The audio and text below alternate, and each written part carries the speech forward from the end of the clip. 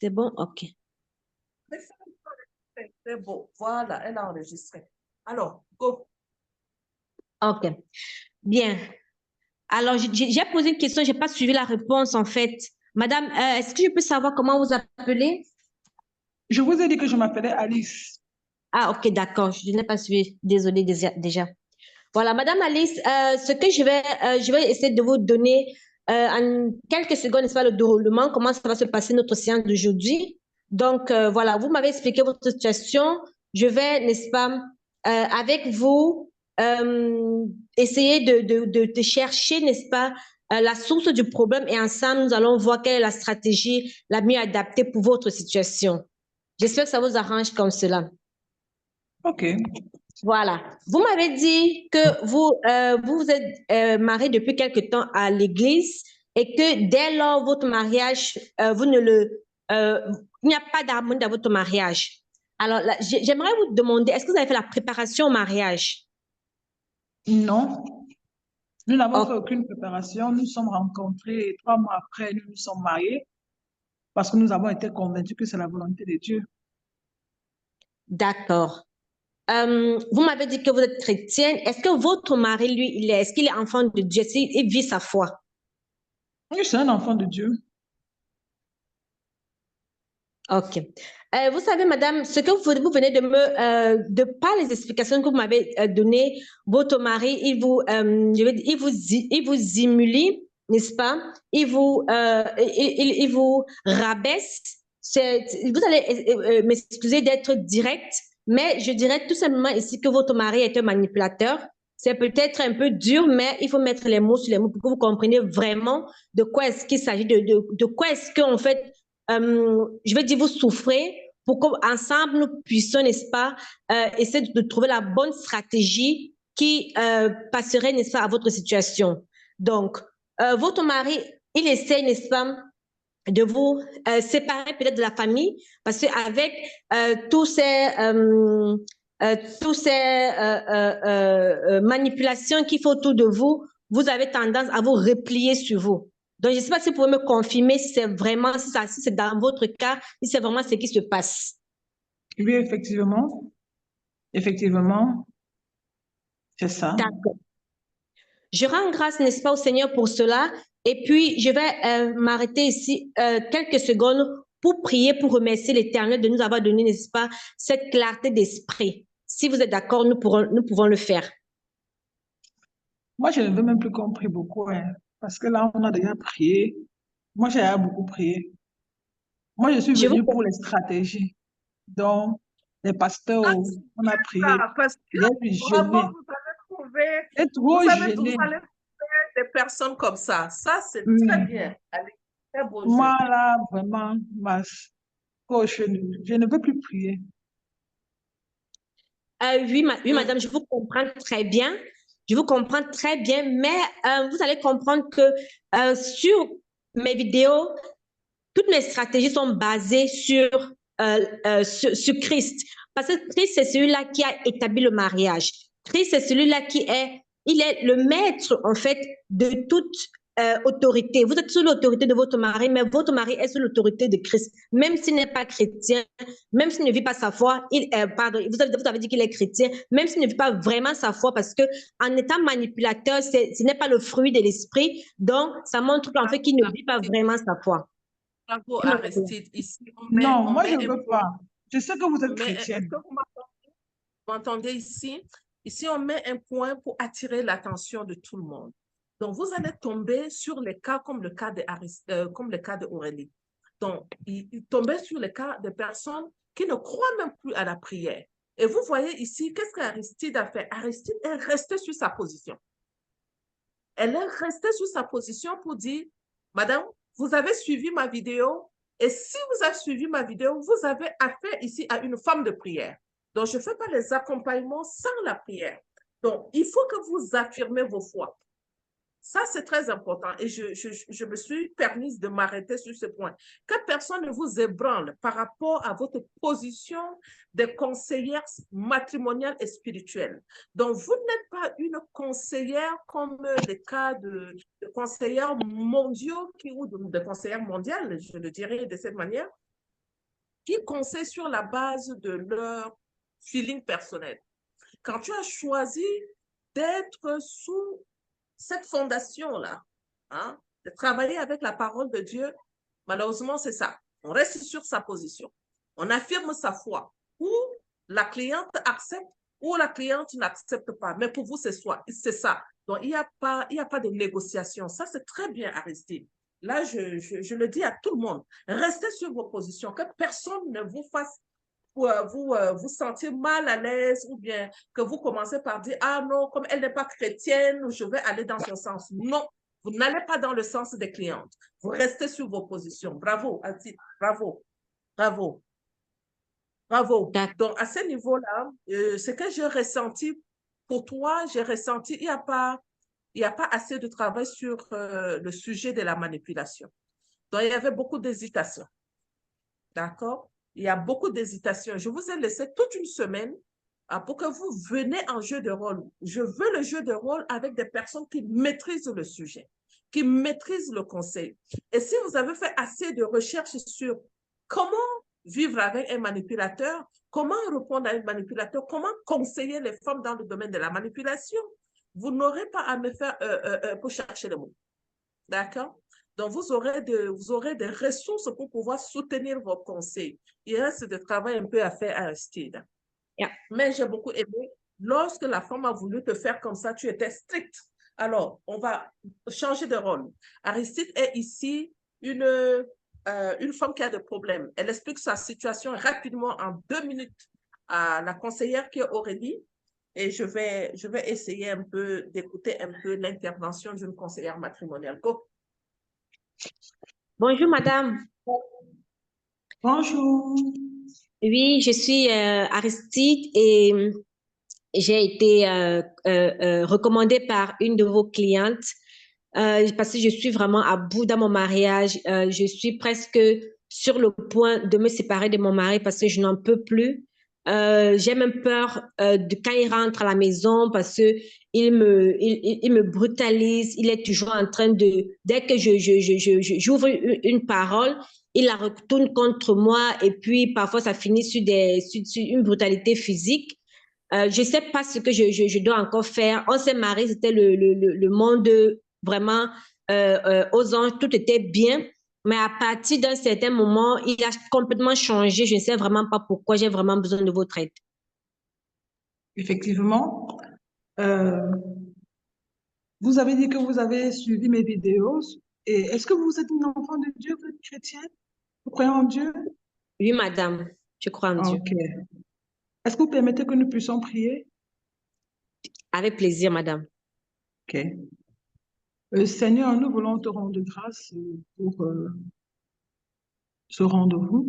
Te rendons grâce pour ta fille qui a voulu que nous puissions nous entretenir sur ce problème familial. Nous prions réellement que tu sois présent et que tu nous guides lors de cet entretien au nom puissant de Jésus. Amen. Amen. Donc, je voudrais déjà vous rassurer et vous dire que vous êtes à la bonne porte. Vous avez cogné à la bonne porte. Effectivement, je m'appelle Alice, comme vous avez dit, et je suis habituée réellement à m'entretenir avec des femmes qui traversent des situations difficiles. Et je voudrais vous réconforter dans le fait que nous donnons des questions selon la parole de Dieu, selon la volonté de Dieu. Donc, soyez réellement rassurés. Et je sais que si vous êtes une femme de foi, une enfant de Dieu, je suis tellement sûre que le Seigneur répondrait à nos attentes. Et effectivement, nous allons donc revenir à la situation que vous traversez avec votre époux. Pouvez-vous déjà me rappeler votre prénom, je vous en prie? Oui, moi, c'est Aristide.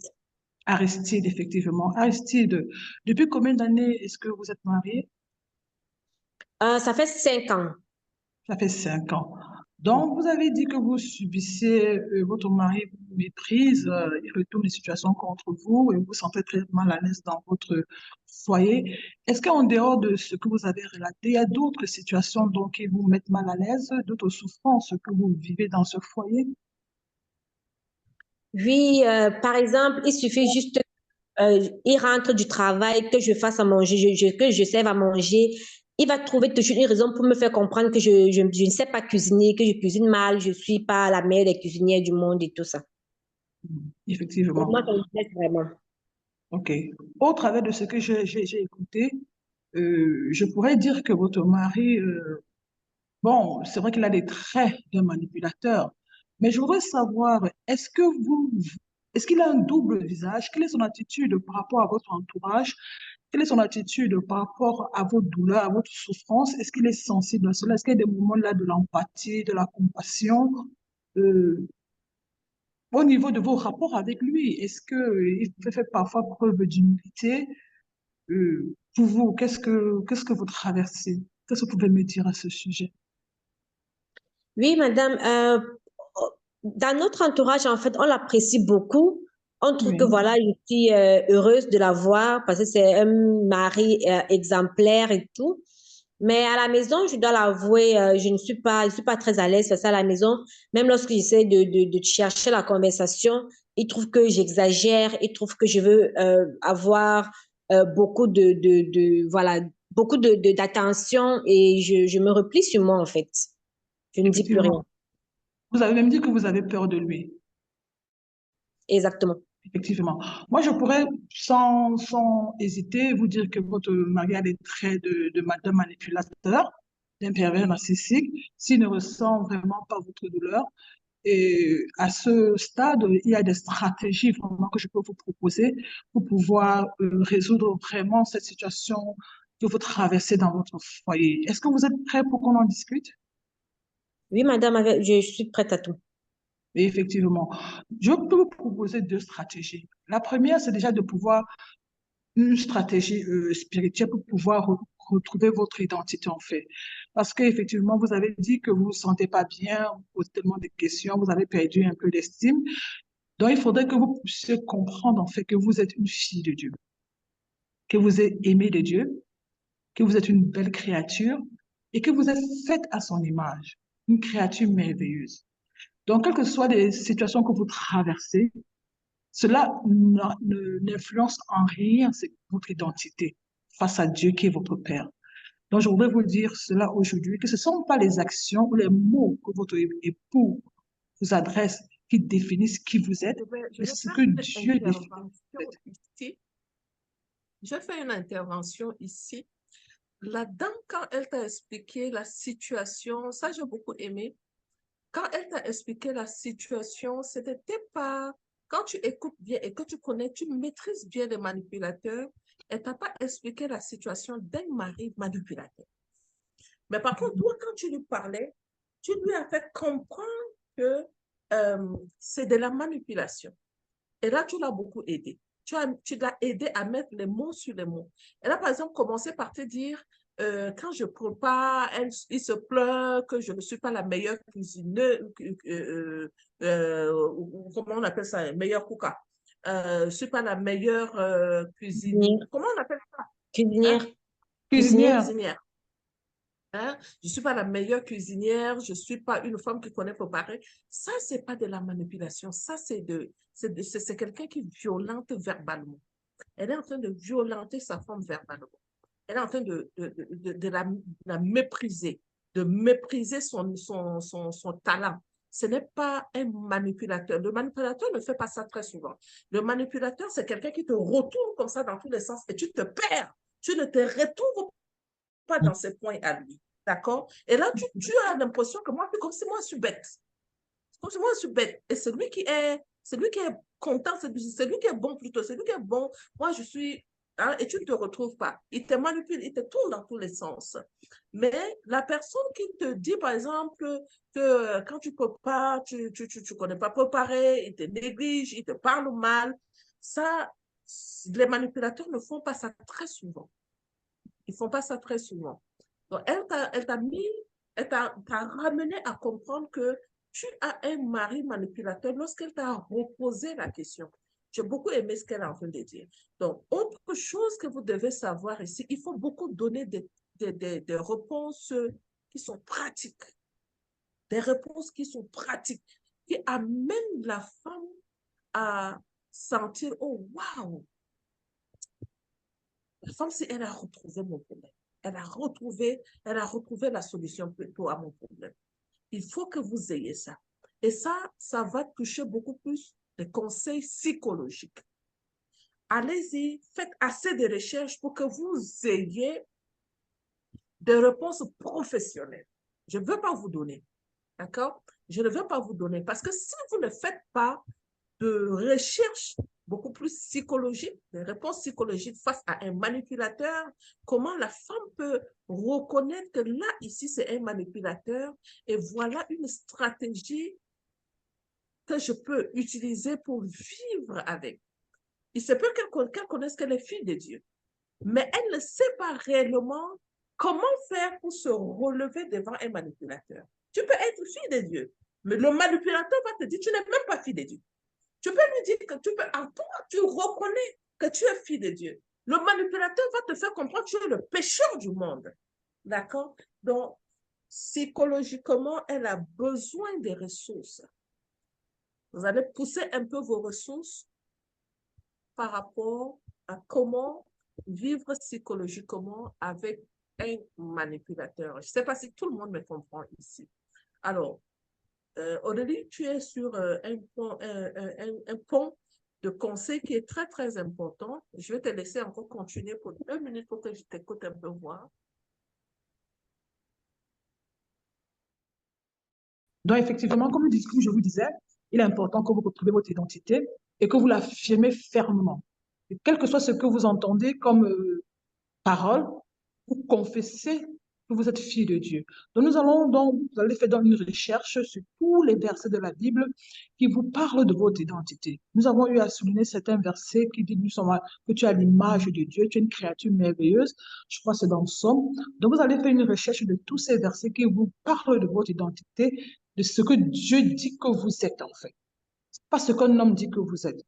Et la deuxième stratégie, donc, j'allais vous proposer, c'est de pouvoir accepter en vous-même que si vous savez, vous êtes face à un manipulateur, cela veut dire qu'il ne peut, je vous le dis malheureusement, il ne peut pas changer. Il ne peut pas changer. Donc, c'est à vous maintenant de pouvoir prendre la décision. Est-ce que vous allez continuer avec lui ou non? En fonction de ce que vous avez décidé, nous allons dans la prière et réellement, je vous accompagner pour pouvoir vous retrouver face à cette situation. Donc, c'était la deuxième stratégie que je vous propose en fonction de ce que vous avez décidé. Mais il faudrait que vous sachiez que si vous êtes en présence d'un manipulateur, de quelqu'un qui aime vous humilier, qui n'a pas compassion de vous, qui n'a pas d'empathie face à vos souffrances, sachez qu'il ne peut pas changer. Il n'est pas raisonnable. Donc, c'est à vous maintenant de choisir. Qu'est-ce que vous voulez? Est-ce que vous voulez rester dans cette relation ou est-ce que vous voulez vous en séparer? Et à ce moment-là, face à la décision que vous allez me donner, je suis disponible pour vous accompagner. Est-ce que vous m'avez suivi? Oui, Oui, madame, mais je ne super. veux pas perdre mon mari. Va mourir dedans Ah bah, alors. bien.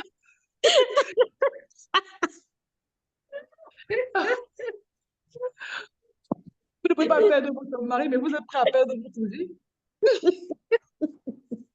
Ouais, Aristide, tu as fini avec.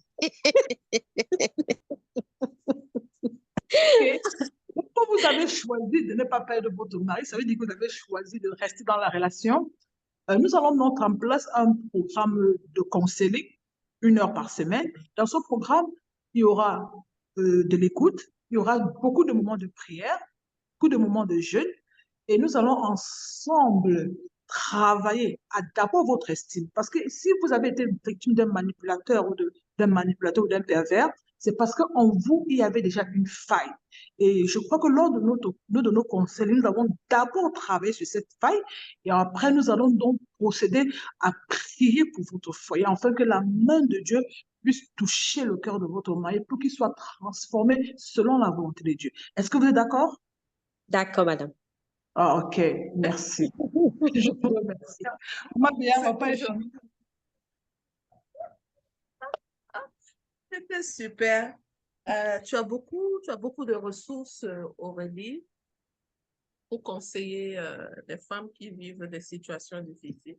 Je crois que c'est parce que comme tu es passé par là, hein, tu es passé par là et Du coup, tu as déjà développé cette capacité de pouvoir identifier, non seulement identifier et comment faire pour s'en sortir. Ça, c'est très important. Alors, Sophie, merci beaucoup, Sophie. Sophie, Sylvia, go. Sylvia, ici, est une conseillère matrimoniale. Sophie vit dans une relation toxique avec un mari manipulateur. Sylvia, tu écoutes attentivement Sophie et tu lui donnes un conseil par rapport à sa situation. Allons-y. Salut maman On Béa, va, on fera pas long je ce suis. soir, on va s'arrêter sur ces jeux de rôle-là. Salut maman Béa, peut-être je parlais à Alice, je disais que je vais juste écouter parce que j'ai eu un problème, ouais, je peux vous dire ça ici là, j'ai eu un dégât d'eau et je suis avec les assurances ici. J'ai Ah, eu un dégât d'accord, d'eau, super. ouais, Courage à j'ai toi. eu un dégât d'eau, vraiment À toi, merci ma maman. chérie. Courage à Mhm. toi.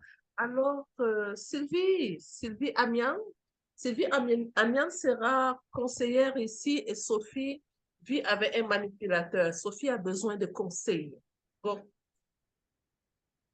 Bonjour, Madame Sylvie.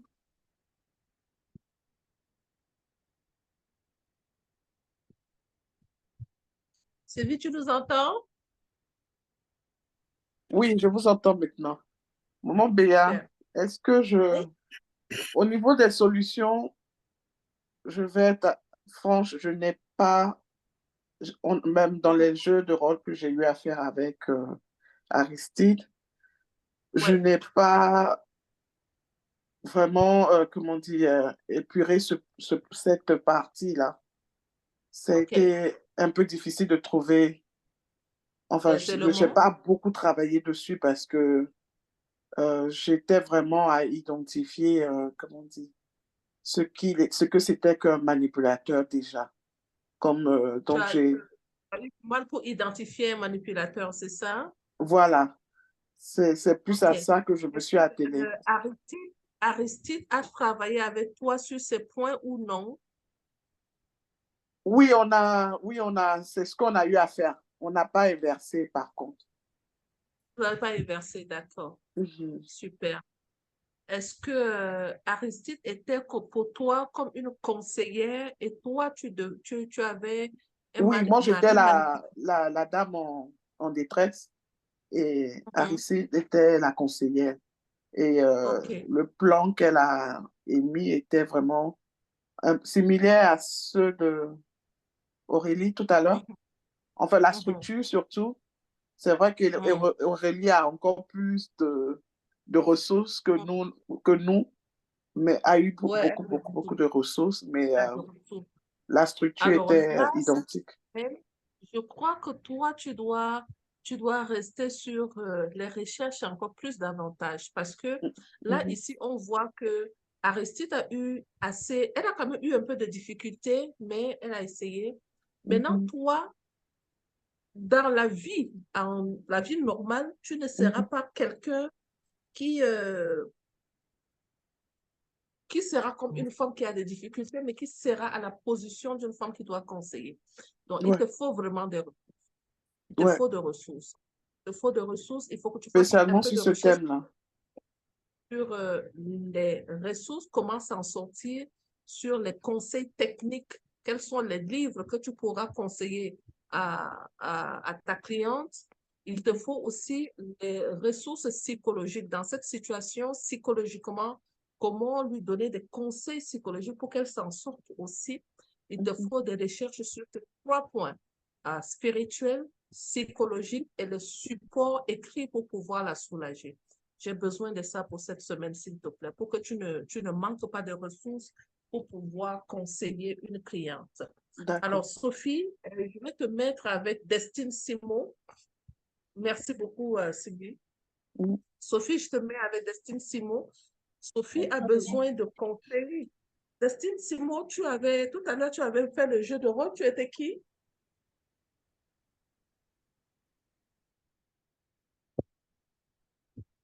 Destine, tu m'entends?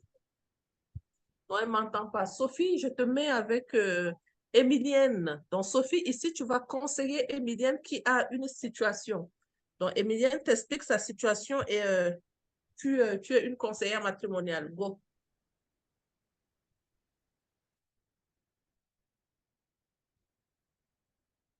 Merci, Sylvie. Sophie, tu m'entends? Oui, je t'entends, maman. Emilienne, tu es là? Emilienne, tu es là? Oui, oui, maman, je S'il te suis là. aide un peu Sophie. Ok, Alors, Sophie est une conseillère ici. Il faut qu'elle fasse un exercice pour que je vois un peu sa manière de conseiller dans ce domaine. d'accord. Bonsoir, Madame Sophie. Hello. Bonsoir, Madame Emilienne. Bonsoir, Madame Sophie. Ah, je rends grâce à Dieu parce que j'ai réussi à vous avoir. J'ai eu votre contact par une connaissance. Elle m'a dit que vous pouviez m'aider face à la situation conjugale que je traverse actuellement et qui m'est assez pénible, vraiment. Voilà, bon, permettez-moi d'aller droit au but. Voilà mon époux. Nous sommes ensemble, nous sommes mariés depuis 8 ans. Tout allait bien, mais je pense que ça fait depuis près de 2 ans que les choses ont commencé à dégénérer. Ça a commencé par des critiques sur de petites choses, mais actuellement, ça ne s'arrête plus au stade de critique. C'est quasiment de la violence.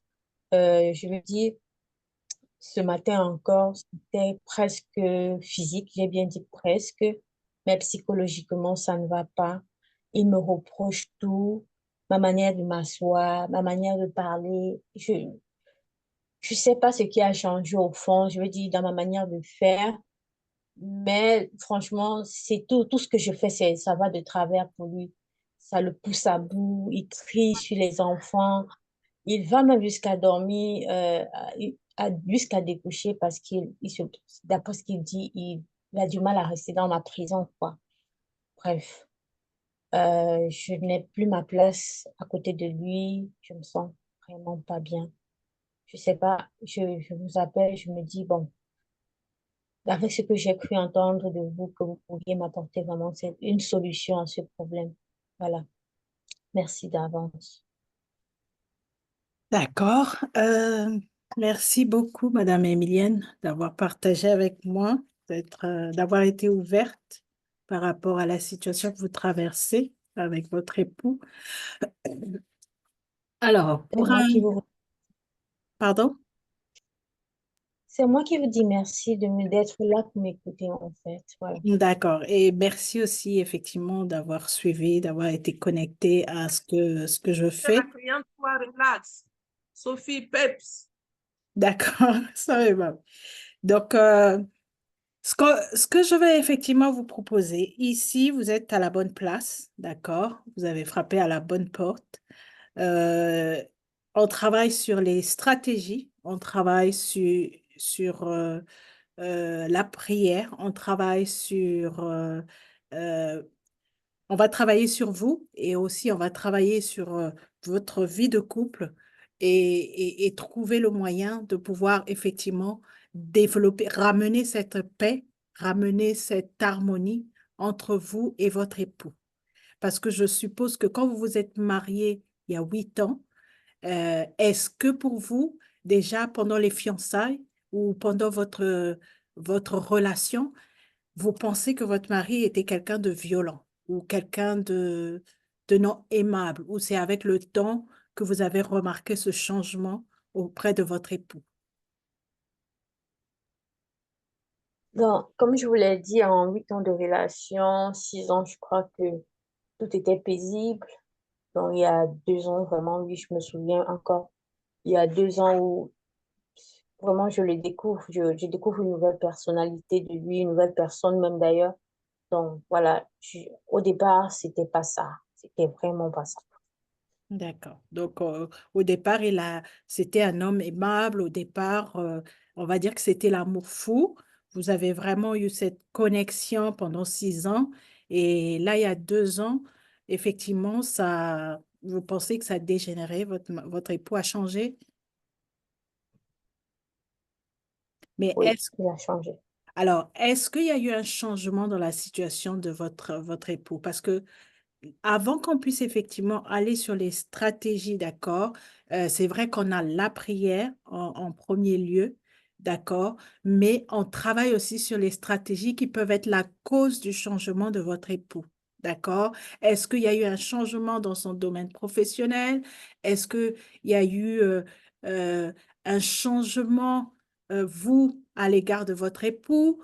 Parce qu'il peut y avoir des éléments qui poussent peut-être votre mari a changé? Est-ce que vous avez pris la peine de détecter pourquoi votre mari devient violent, pourquoi votre mari a changé?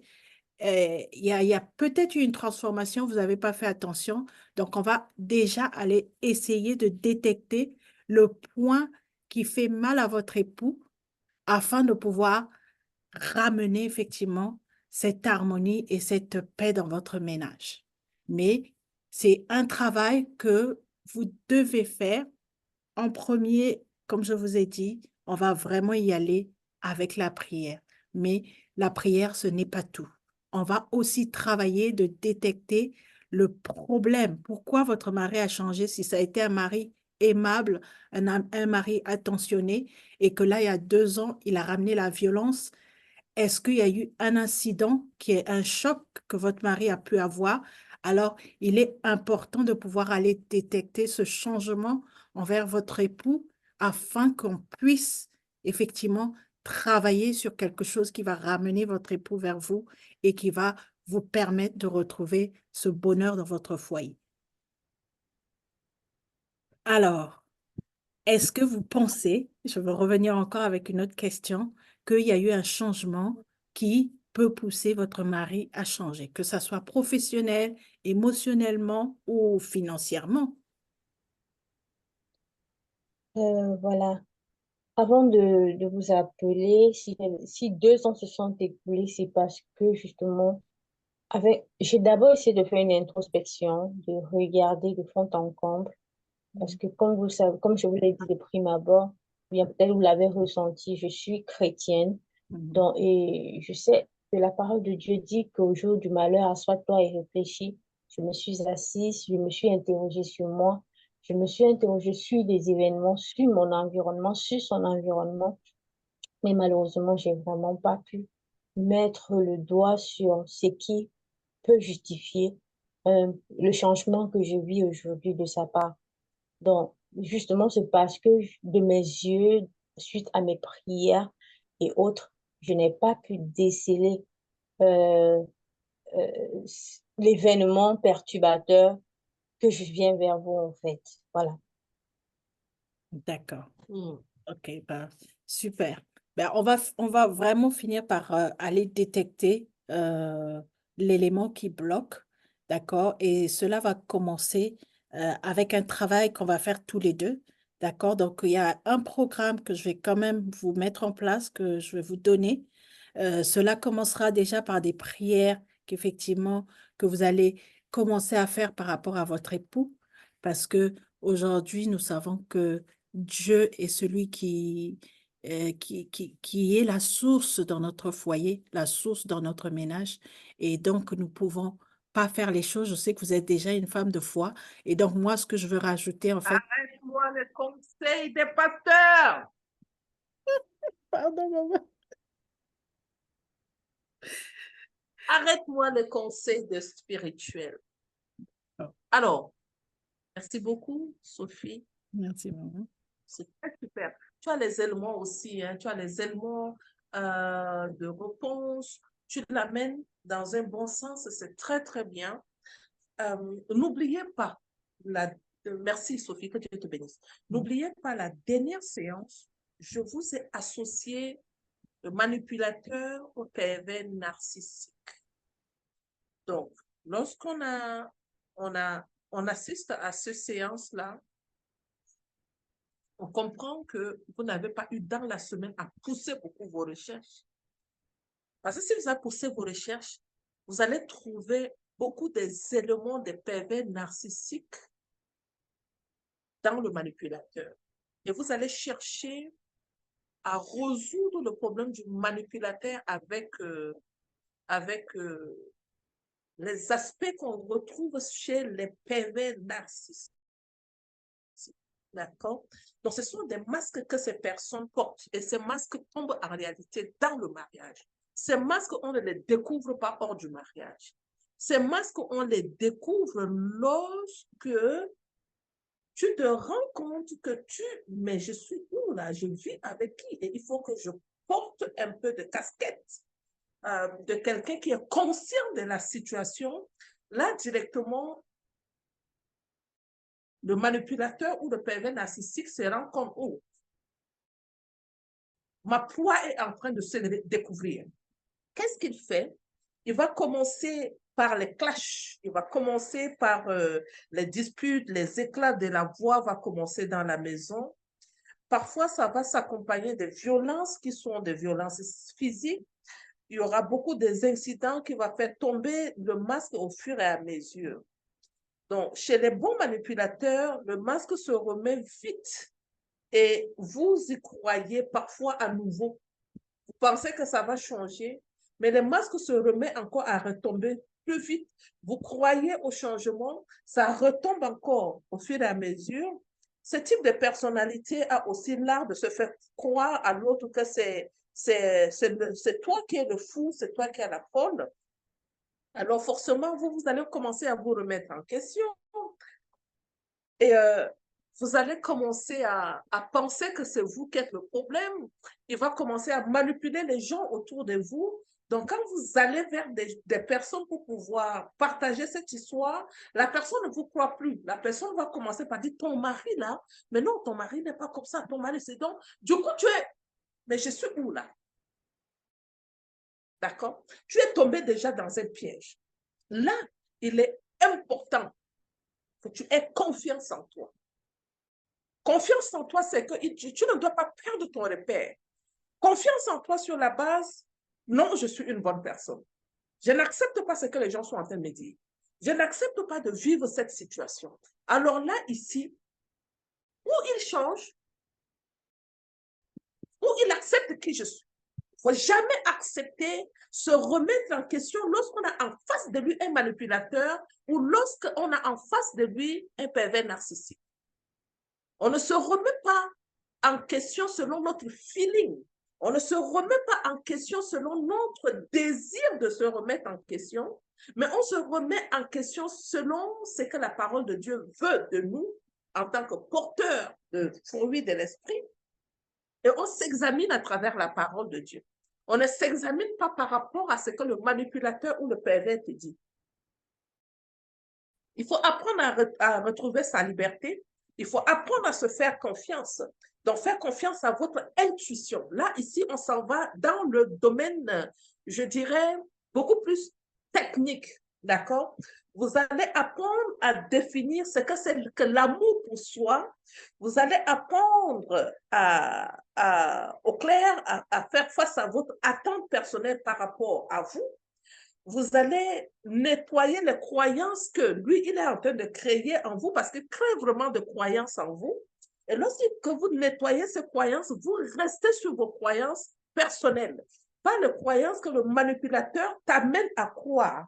Hein? Vous croyez à ce que vous avez droit, vous croyez à ce que vous, je dirais, vous avez droit comme humain, d'accord? Parce que le pervers narcissique peut t'amener parfois à penser comme si tu es un animal, comme si tu es fou. D'accord? Vous croyez à votre intuition comme un humain. Vous acceptez d'espérer dans la relation. Si vous le voulez, ça, ce n'est pas quelqu'un qui va vous forcer à espérer dans la relation. Si vous n'acceptez pas d'espérer dans la relation, qu'on ne vous force pas. Qu'on ne vous fasse pas croire comme si vous êtes fou. Quand on vit avec un manipulateur, vous devez être conscient de qui vous étiez à l'origine de la relation. Ne soyez pas dans la relation ou bien quand vous êtes devenu dans la relation et que vous croyez que non, c'est comme ça. Non, non, ça ne doit pas être comme ça. Qui était ou qui suis-je avant la relation? Apprenez à vous aimer, apprenez à aimer votre façon de faire, apprenez à aimer votre différence. Restez sur cette position que le manipulateur ne vous amène pas à être des personnes changeantes. Des personnes qui Hein? Aujourd'hui, elle est A et son feeling dépend du manipulateur. Donc, quand le manipulateur est malheureux, la personne devient malheureuse. Quand le manipulateur l'a insulté, la personne devient perdue. Non, il faut garder sa personnalité. Quand on vit avec le manipulateur, il faut apprendre à garder sa personnalité. Donc là, ici, vous voyez quand je suis en train de donner des conseils comme ça, est-ce que la personne va se retrouver dans ce que je suis en train de dire ou non? Je ne lui donne pas ici, après avoir parlé de ma chérie, confiance en soi, identité en Christ, prière, je ne m'arrête pas à ça. Vous voyez ici comment je m'en vais chercher d'autres éléments pour pouvoir lui dire, écoute, c'est ça. Vrai ou faux? Vrai ou faux? Vraiment, vrai. Maman. Donc, salez avec ça. Salez avec ça. Et là, vous avez des éléments, des réponses qui poussent encore un peu plus loin. Et là, la personne sait en même temps, oh, waouh, je suis en train d'aller dans son sens. Je ne dois pas aller dans son sens. Je dois faire face à mon intuition. Je dois faire face à ma personnalité. Je ne suis pas une personne changeante. Je ne veux pas. Je veux être qui tu suis. Alors, qui tu étais avant la relation? J'étais comme ça.